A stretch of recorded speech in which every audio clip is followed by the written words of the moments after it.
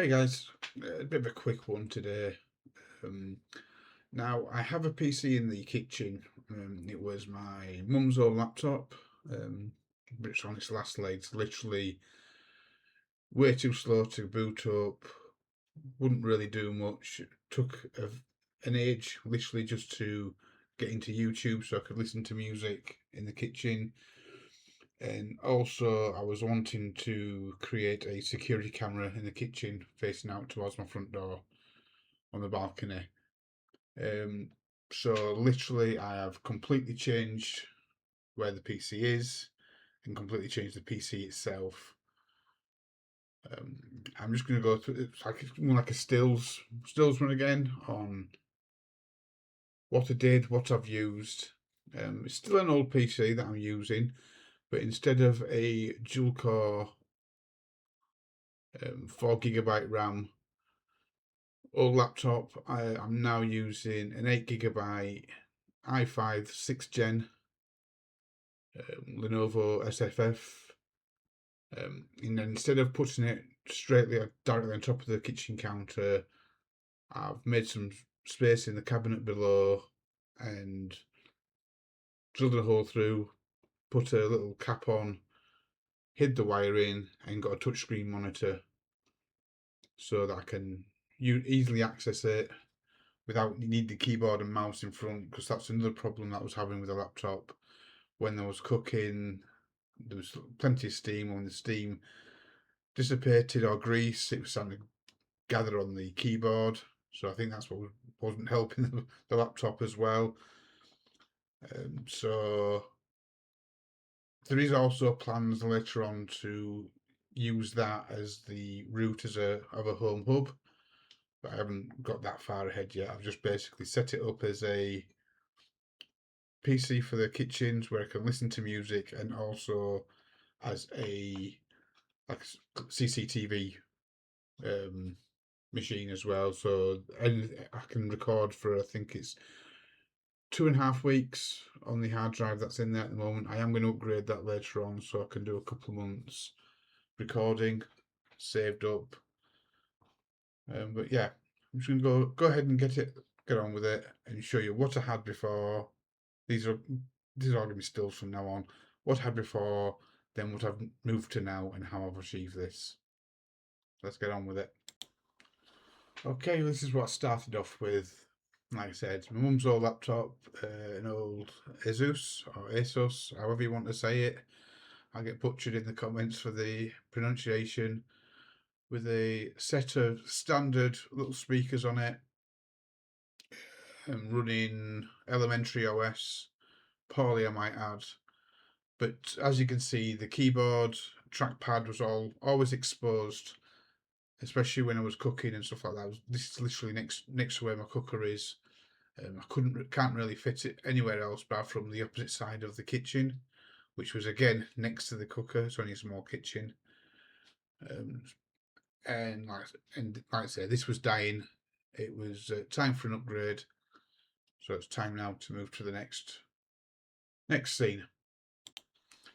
Now this is me just literally just setting the machine up, making sure everything was working before I started drilling into the top of the cabinet, um, running wires, etc., etc.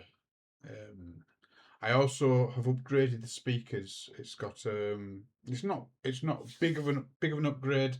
It's only basically a 2x1 little PC speaker setup. So it's got a little bass box and two side speakers. And also this screen is a new purchase for me. Is it ELO or ELO touchscreen monitor? I think it's quite an old one, to be fair, but it does the job quite well. At least from what I can gather, it works perfectly fine as a touchscreen. Um, Only problem is when I'm booting up and logging in, I still need a keyboard, so that will be kept underneath it in the cabinet next to the PC for when I do reboot eventually. When I eventually reboot, or I've got to type something in YouTube, I can quickly pull it out, quickly pull it back in. so it'll keep the keyboard and mice clean. Now I made a bit of a hash with the cap. I was waiting. Well, a certain cap was supposed to have turned up this time Saturday. Still hasn't turned up, and I was getting a bit anxious to get this done. So I basically just drilled a hole and ripped open a grill cap that I had. Kind of looked horrible just on its own, but it does the job. Sort of, you're not going to be able to see that hole once all the PC screen and the speaker systems there. So I'm not overly bothered. Right, here you can see where I've set the speakers up, run all the cables, or well, 90% of the cables that I'm going to need in. I did forget at this point to run a USB-C cable for the camera that's going to be facing out the window. So, but majority of the cables are all there. I had to take the plug off the end of the two-way adapter for the machine and speakers, and run it into the cabinet itself. Now here I finally got the PC hooked up on the underneath. I have the screen connected, all connected up and actually working, and I actually put the camera on the windowsill and the USB-C cable going down. And if you can see on the side of the speaker on the left, they've put a Wi-Fi dongle up outside the cabinet, because I found with the cabinet inside the PC inside the cabinet now, the Wi-Fi signal was getting cut a little bit. Now this is the PC underneath the cabinet. As you can see, some of the wires in the background slightly, but not overly bad. Maybe I may reach in there at some point and just cable tie them together or Velcro them together.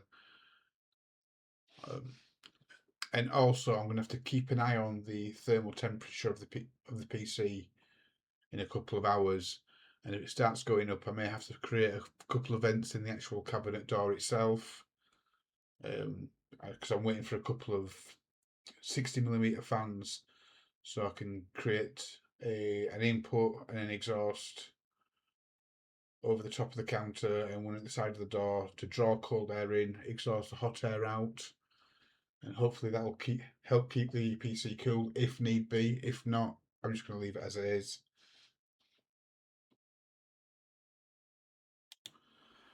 I've decided to take a second photograph with the flash on, just so you can see where the wires are coming in a little bit better. But that's it. That's literally it on this little part. So here's where it ended up. After about an hour of fiddling around, wasn't too bad of an install, to be fair. I think it looks pretty clean, pretty sleek, and the two wires that you can see coming out the left, one is the kettle. Americans won't get that one, and the USB-C lead for the camera on the windowsill. Now I ended up using my old Xiaomi Android phone for the camera for through the window and outside, and it seems to be working better than anything else that I've tried. I tried a normal webcam, I tried a digital camera, and I tried an old iPhone. Granted, I think it was an iPhone 6 SE, so it's a really old iPhone, and the camera wasn't on any of those particularly good. So this one's a more modern phone. It's a Redmi A10, I believe. So I think he's about 4 years old or something daft. But the picture quality is brilliant on it, so I think I'm just going to leave that as it is for now. I am going to be thinking of putting a camera through the spy hole on the door as well, and do it as a dual camera setup. But yeah, for now, it's staying as it is. Like I said, apart from looking at the thermals after I've made this video. But you can now see the keyboard and mouse as well in front of it. Them mainly will be living next to the PC under the cabinet in that gap that you could see before, and I will just basically use it as a touch screen like a tablet, but as a PC instead. Now, the eagle-eyed people among you will notice that I have a desktop of the kitchen PC on my streaming machine. And I'm doing this with something called via Rustec. It's a remote client server where you could just basically remote into any PC as long as you got the password, and use it as your own PC or to fix a PC. Now I've got that set up in here so I can always, so when someone comes and knocks on my door, I can see in the living room who's at the door before I even get to the door. Nice little safety feature. But yeah, I may go and do a little video about Rust Desk at some point. It's incredibly simple to set up. A friend of mine brought me onto it. He's showed me a couple of tips here and there as well on how to use it. But it is a really good program, and I would recommend anyone to use it if they want to want to remote into any other PC they've got in the house, or if they're trying to fix a friend's PC. This is the free version, and there doesn't seem to be any time limits on it. This desktop's been up and running for about an hour and a half now, and it hasn't timed out. And I think yesterday, when I initially did it, it run overnight, so it was about 8 to 10 hours, maybe more, and it didn't time out. It was still working perfectly fine when I woke up and came back to it the next morning. So that being said, that's everything from me, guys. As I say, thank you for watching the video. Forgot to turn the light on this last section of the video, but I still think it'd be okay. And then I forgot to look at this camera as well. But anyway, that's it from me. Thanks for watching. Like, share, subscribe, usual rubbish, and looking forward to see you again.